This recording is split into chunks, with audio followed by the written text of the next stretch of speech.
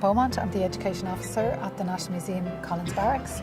So we sent out a call to schools around Ireland to ask them if they wanted to get involved in a project about the history of the Irish at Gallipoli in particular, with the anniversary being this year in 2015, the Centenary.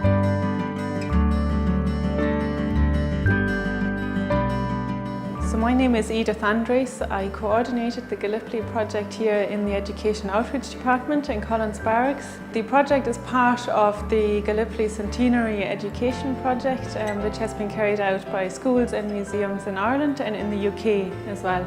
So today the schools all came together at Collins Barracks, and we've just had an amazing performance for 2 hours and presentation where students have presented their work. They've sung the songs, they have told personal stories. Patrick, my great-grandfather, followed his brother into the army and joined the same regiment.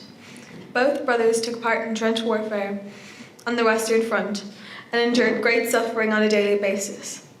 I'm sitting inside our little old tent, listening to the gentle patter of the raindrops on the canvas. It's been 1 year, 2 months and 3 days exactly since my husband left to enlist in the British Army.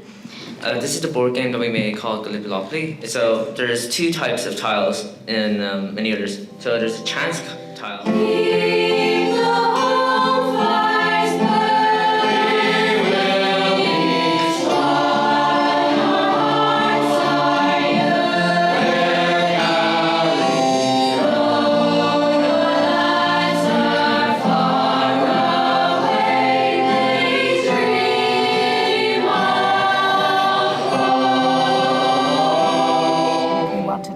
The art teacher to get involved, the home economics teacher to get involved, the maybe the maths teacher even to get involved, and the music teacher to get involved. My colleague, our history teacher Adele Fitzpatrick, and myself were invited to participate in this project last year. It's been an absolutely amazing experience from beginning to end. It's definitely more interactive, like you get to see what other schools are doing and what kind of projects they've done in the areas they've chosen, and compare them to your own topics as well. The Royal Dublin Fusiliers were one of 8 British Army regiments raised in Ireland. I'm going to do a diary entry for a nurse who was in Gallipoli, 11th of September 1915. Dear Diary, I've never done anything like this before, but I feel it is important for me to keep a record of my time as a nurse during World War I. Oh, hello there. My name is Aoife O'Brien and I'm the head nurse on this ward in the field hospital in Gallipoli. At the minute I'm on my morning rounds tending to my patients. This is John, who had half of his face blown off when a bomb exploded in the front. We in Gallipoli Security wrote and produced many historic facts resulting from our research. Everything was reflected in this film, reenactment.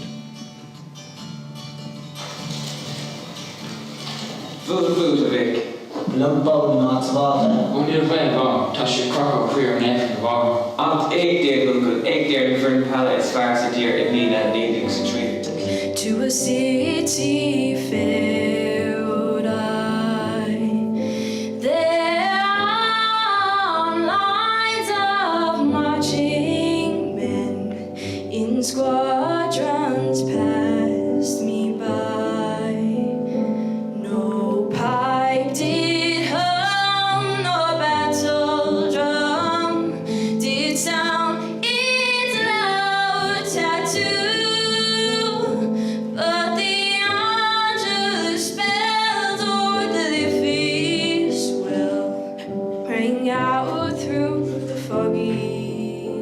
This project is a really rich one. It's certainly one of the best examples of creative learning that I've seen, and how cultural institutions and resources, national resources, can be used by students at different ages.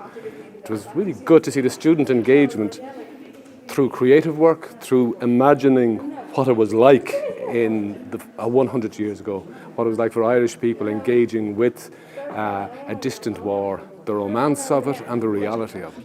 Dirty water has caused them dysentery, and this carries out many of our men. Swarms of flies are everywhere, feeding on dead bodies, and they're spreading diseases. And the young people really captured that through their own writings, through their songs, through the music.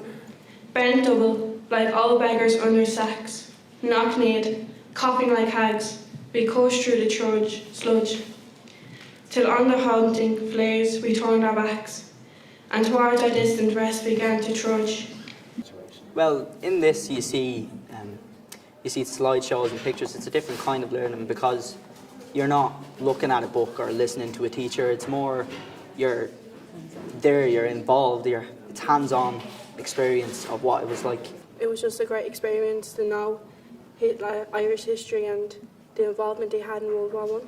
Well, I remember Gallipoli because of the Irish men who fought and died, to acknowledge the sacrifices on all sides, because since independence, battles like Gallipoli have been forgotten.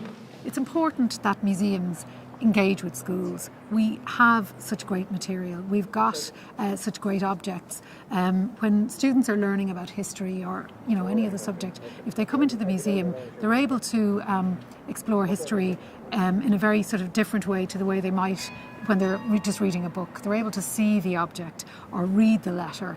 So we used museum objects here in the museum, and the vast rich collections that we have in the National Museum and other Irish museums, and the students explored them, researched them, and then in a series of workshops that we facilitated, we looked at primary sources as well, like photographs. It was just wonderful for us to have the resources of the museum at our disposal and to bring our students in here and to be able to take these things in their hands and examine them. What was really interesting was our engagement with primary source material and making that real. So it was a really a great example of creative learning through the curriculum, but beyond the curriculum. Our research, it felt like we had ownership of it instead of just reading someone else's research. It was ours, and we did this from the very beginning, and it was independent instead of just reading a book out of the class.